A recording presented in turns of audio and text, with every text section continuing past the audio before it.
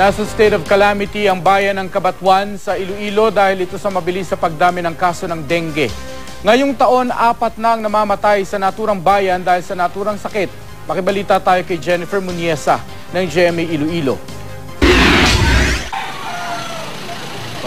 Bukod sa perwisyo ng baha, isa sa pinakamalaking problema tuwing tag-ulan ang pagtaas ng kaso ng ilang sakit, tulad ng dengue.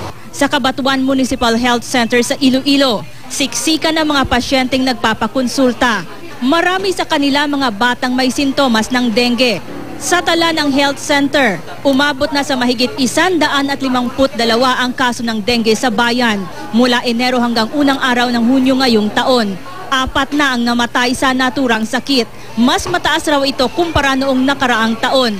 Kaya nagdeklara na ng state of calamity sa lugar. Pwede na kami makagamit sa amon nga calamity fund para ibakal sa mga bulong o mga net. Nag-establish kami sang dengue fast lane para matagaan priority ang among pasyente, especially those sa mga kabataan na may mga hilanap.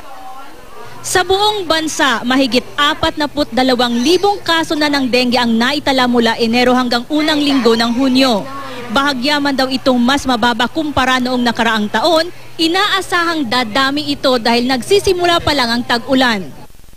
Isa ang halamang tawa-tawa sa mga sinasabing pangontra sa dengue. Pero ayon sa Department of Health, wala pang patunay na mabisa nga ang tawa-tawa. Sa inisyal na pag-aaral naman ng eksperto sa UERM Medical Center, lumalabas na may positibong epekto ang halaman sa kalusugan ng tao para labanan ng dengue.